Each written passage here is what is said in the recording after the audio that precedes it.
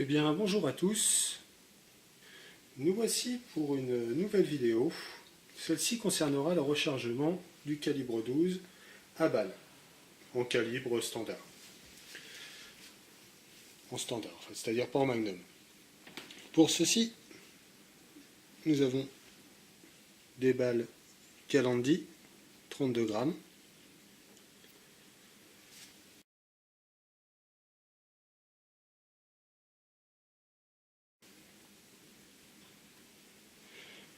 Des douilles de 12,70. Donc celles-ci sont neuves. Mais sinon, je recharge aussi des anciennes cartouches de Rotwell Exact. Donc c'est une ancienne. Parce que le tour, donc ça a déjà servi. Sur laquelle j'ai changé l'amorce.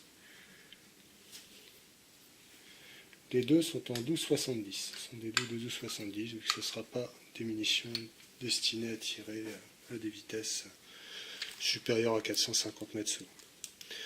Les amorces qui vont servir au changement de mes trois douilles Rotwell Exact sont des Shedit type 209. Vous les voyez, le petit rond cuivré. Parfum, celles-là ne sont pas trop chères. Je ne me trompe pas, c'est 4,50 €. Ce sont des CX 2000. Alors personnellement, je ne change qu'avec celle-là. J'ai que des CX 2000.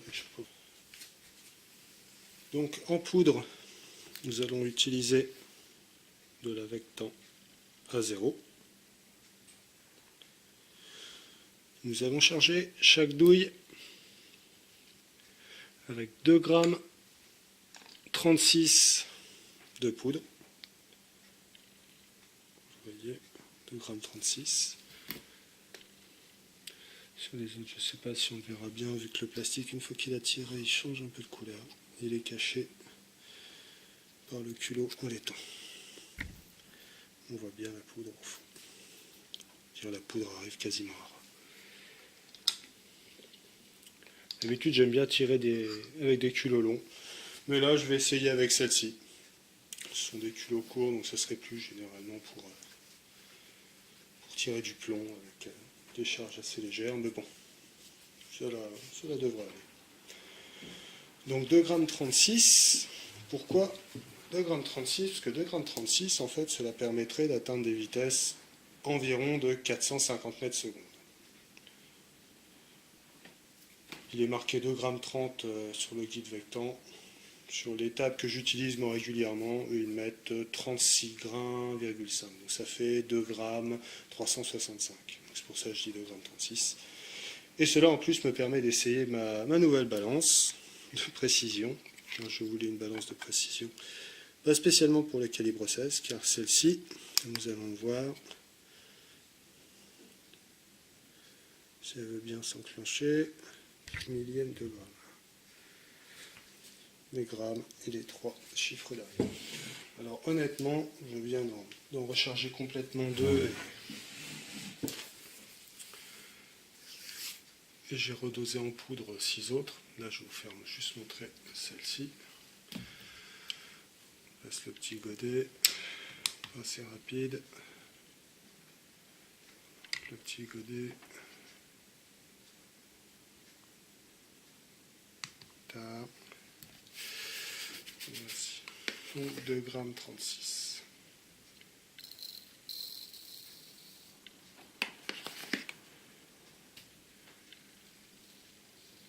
Cette balance pour le millième va surtout nous servir pour les armes de poing et les armes à étui métallique. Car je suis très vite constaté, parce que je pensais en fait au départ, mais j'en voulais une pour ça. En fait, un grain pèse 3 millièmes de gramme. Alors donc c'est pas évident de tomber pile sur le poids. Et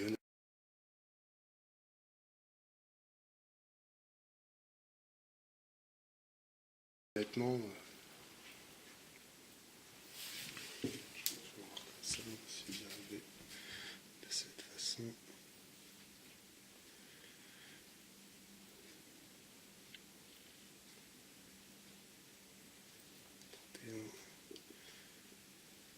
Vous grains qui tombent.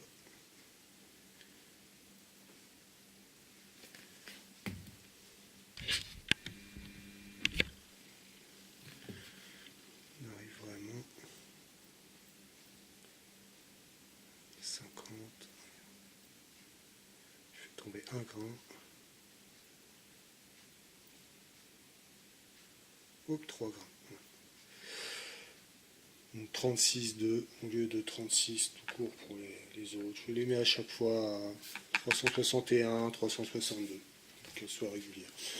Mais bon, vous voyez, c'est une précision à 3 grains près. Donc pour tirer du calibre 12, je ne suis pas convaincu que des balances au millième soient nécessaires. Pour les armes cartouches métalliques, je pense que ceci est nettement plus utile.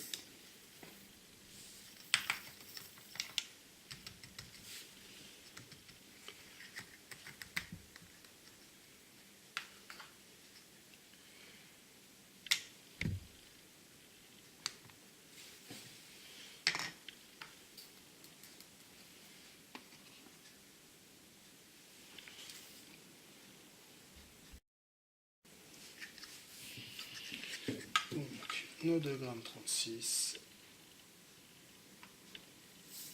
361, 361, la douille.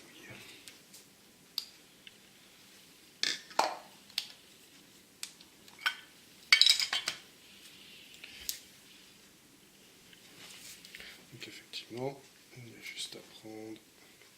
Moi je mets, je retourne, je tapote pour que ça tombe bien dans la cavité. Ça fait, vous avez une espèce de cavité, un U, ça tombe bien dedans. Je repousse. Et voilà.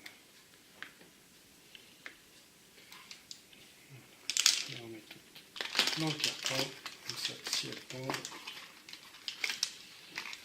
elle ne tombera pas par terre, elles sont fermées et la poudre ne peut plus tomber. Donc personnellement, moi j'effectue une petite action, je ne vais pas vous faire 8, hein, de pression. Alors en fait, le but c'est vraiment de commencer à écraser la poudre, juste pour que cela soit bien. Donc je vais vous faire montrer sur une douille comme celle-ci. J'ai installé le lissoir.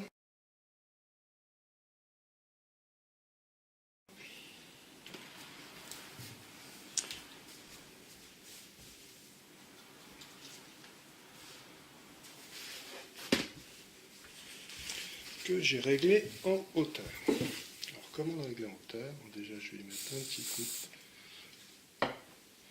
de lubrifiant à l'aide d'un coton-tige.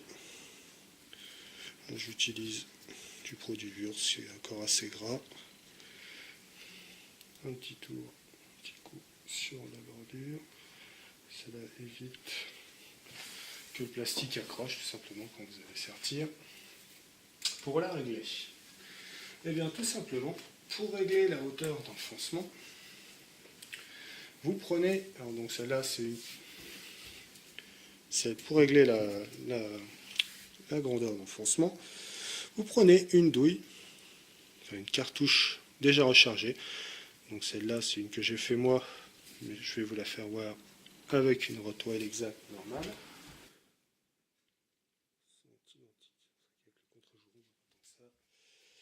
Mais voilà. Là,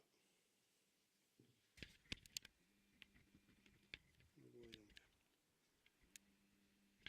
Donc pour tout simplement régler le pli, pour avoir une longueur de pli correcte, si je la repose, eh bien je prends la cartouche exacte amorcée, tout ça, je la place sans faire fonctionner la machine et j'abaisse, et je resserre pour que celle-là, une fois bien en bas, bien appuyée, elle soit bloquée.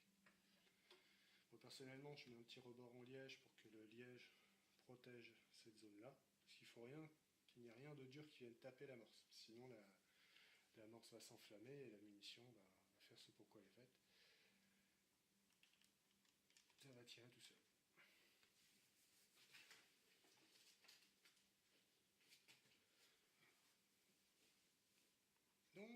exemple. Ça va pas être facile à filmer. On va prendre des plus loin. Vous allez voir que j'exerce une bonne pression. Parce que si il n'y a pas de pression, je vais vous faire voir au début ce que cela donne, sans aller jusqu'au bout. Donc, voilà. Donc, je suis bien en face.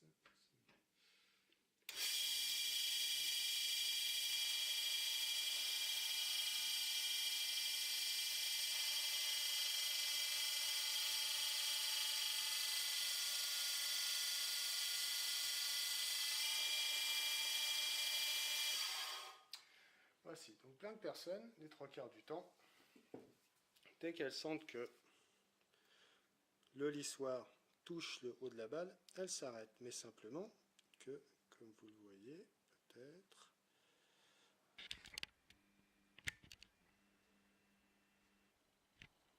voilà, vous voyez, vous avez un rebord de 2 mm, mais qui ne bloque pas la balle, car la balle, elle, on va la taper, voilà, on voit, elle bouge encore.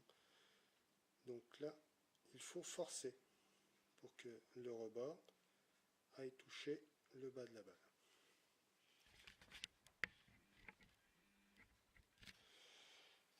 Donc je sais qu'au début, en fait, on n'ose pas, mais c'est pour ça que je mets ça en dessous, comme ça, vous pouvez appuyer sans crainte. Donc là, j'ai arrêté, je remets un petit coup. Voilà, un petit coup là, même si je veux. Le but, c'est que ça glisse et que ça ne force pas. C'est par la chaleur que cela va le faire.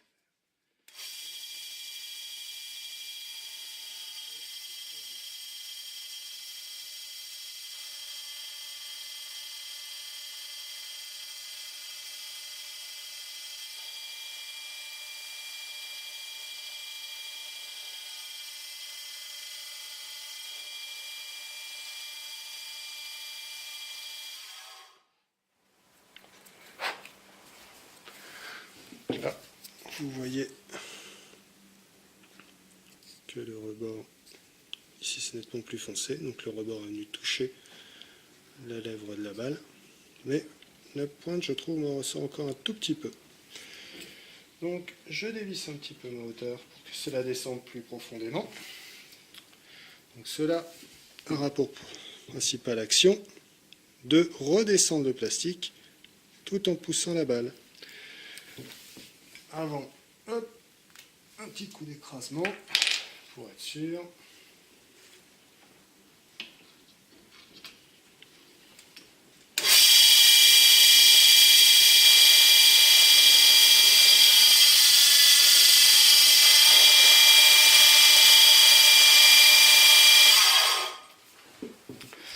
Et voici, le rebord est bien net. Voilà, je le mets un peu comme ça.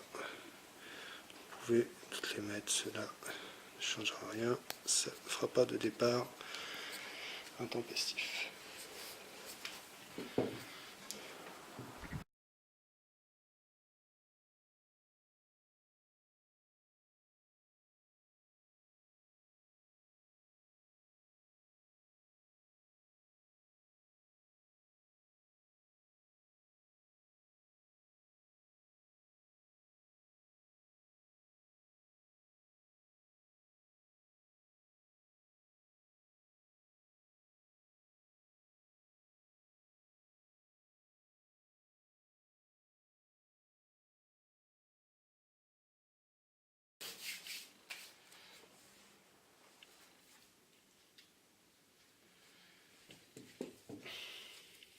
Voici l'exemple d'une balle complètement ratée.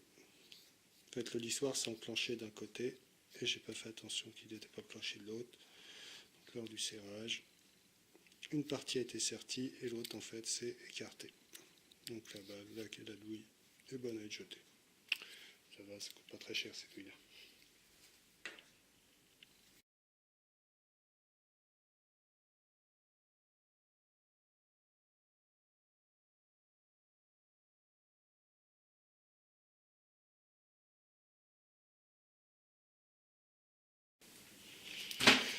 Et bien me voici, du coup, avec mes 9 cartouches. 9 parce que la 10e a été ratée, je vous l'ai fait montrer, dans leur cartouchière. Ces cartouchières sont très bien. Je Je les prends sur un site chinois très connu, AliExpress. Celle-là valent 5 euros. Vous pouvez mettre une boîte entière dedans. Personnellement, les munitions que je fais d'avance, maintenant, je les mets même plus en boîte en carton, je les mets que dans des boîtes comme ça en tissu. Vous allez me dire, ça fait un petit côté survivaliste. Oui, peut-être, on peut dire ça si on veut. Mais déjà, je les trouve, c'est plus joli.